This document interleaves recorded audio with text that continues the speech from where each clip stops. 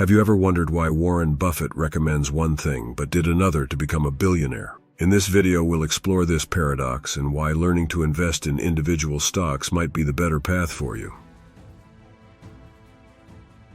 Warren Buffett once said, "In my view, for most people, the best thing to do is own the S&P 500 index fund." He further explained that he was 11 when he made his first stock market investment in 1942, buying 3 shares of Citi Service preferred stock, which he bought for $38.25 each, for a total of $114.75, equivalent to nearly $2,200 today. Buffett wishes he had put that money into a low-cost S&P 500 index fund instead, which would be worth over $400,000 today. This advice is actually good for most people, but not for everyone. The main problem is that not everyone has such a long time horizon. If someone is disciplined enough to stay invested in the S&P 500 for decades, they can likely make much more money through the knowledge and discipline they already possess.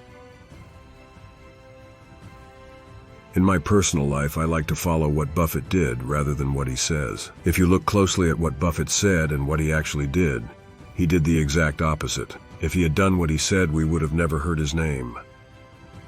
For instance, when the Citi Service preferred stock price fell to $27, he sold at a loss. This early experience taught him valuable lessons, such as patience and the importance of thorough research before investing. Lessons that proved more valuable than mere index fund investment calculations, and made him the icon he is today. The point I want to make here is the earlier you learn, the more you grow. In my experience, following his advice and following him are two completely different things. As an investor, I always try to follow him rather than what he says. For example, he says, "I do not think the average person can pick stocks." He is right, but I do not consider myself an average person. Why should I consider myself average when I'm ready to learn and okay with losing some money while investing in stocks to gain valuable lessons? Early in my career, I borrowed money and invested all of it in a single high-quality stock at its lifetime high. The stock went down, and I had to wait around 3 years to avoid selling at a loss. However, I lost money in the form of interest on the loan. This experience taught me 2 important lessons. Diversify your investment and never borrow money to invest in the stock market. These lessons have made me more money in the long run.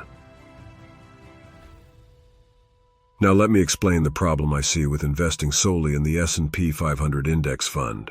Suppose you are 30 years old, earning $75,000 per year, and save 10% of that to invest in the S&P 500, increasing your investment amount by 5% per year for the next 30 years. Assuming a 10% CAGR return, you will have $2.35 million after 30 years at the age of 60. But by then, the average American income will be around $200,000. And considering inflation, you may not find yourself comfortable with this amount. What I believe is if you can achieve this amount by consistently investing in the S&P 500 from every paycheck for 30 years, you should also be able to learn and choose high-quality stocks during this time. Investing consistently in an index fund for such a long time is equally as challenging as investing in individual stocks. Instead of hoping for millions from your index fund investment, invest time in learning about the stock market. Follow basic rules like diversification and long-term holding. Then look for good quality companies. Diversify your money among them and buy them at lower prices. Use basic concepts such as buying below the 200-day moving average and selecting companies with low debt. Keep some money aside to invest during crises, which will improve your returns over time. You will make mistakes along the way, but you will learn valuable lessons such as controlling your emotions and avoiding greed. Take Apple Inc., for example. Over the past 30 years, Apple has consistently delivered returns exceeding 20% annually. However, identifying this potential might have been challenging in its early years. But consider 10 years ago when Apple was already a tech giant. And Apple has given a remarkable 26.3% compound annual growth rate over the last decade. Would it have been difficult to foresee its continued growth trajectory? Not as much, given its established market presence and innovative track record. The same applies to Google, Facebook, and Amazon. Was it really that difficult to invest and diversify your amount in these companies 10 years ago, considering their dominant positions and proven business models? The major problem I see with the S&P 500 is that you won't grow as a person. You won't learn or gain anything apart from money, and that too less than your ability. Investing directly in stocks teaches you many things: risk management, company analysis, market psychology, discipline, and patience. You become a completely different person, along with gaining a significant amount of money.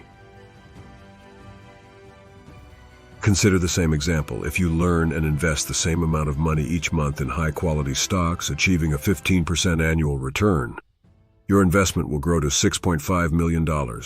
With a 20% return, it will exceed $20 million.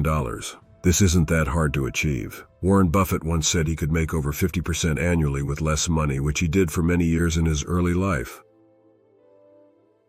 Aiming for 15% per annum can make a big difference with the same investment amount. Another important point to consider is that you don't need to spend a lot of money to learn about investing. In this age of information, there are countless free resources available. You can find articles, videos, podcasts, and forums where experienced investors share their knowledge. Books and online courses are also available at relatively low costs, making it easier than ever to educate yourself on stock investing. One of the most valuable lessons we can learn from Warren Buffett is the power of starting early. Buffett made his first investment at the age of 11, and while that initial investment didn't make him a fortune, the experience and knowledge he gained were priceless. Starting early gives you a significant advantage: time. Time allows your investments to grow and compound, and it provides ample opportunities to learn from both successes and mistakes. So whether you're 18 or 38, the best time to start investing is now. The earlier you begin, the more you can benefit from the compounding effect, just as Buffett did. Start slow. Begin by buying one stock per month in small quantities while continuing your index fund investments. Over time, you will learn about investing and can gradually shift more money into individual stocks. Investing time and learning will not only improve your investment returns, but also enhance your financial literacy and decision-making skills. Most wealthy people own stocks directly because they value learning and hard work over passive income. By investing in individual stocks, you learn risk management, company analysis, market psychology, discipline, and patience, skills that make you a better investor in person. I'd love to hear your thoughts and experiences. Have you had any significant learning moments in your investing journey? Do you have any questions about the points discussed? Drop a comment below and let's start a conversation. Stay tuned for upcoming videos where we will dive deeper into specific investing strategies, tools, and tips.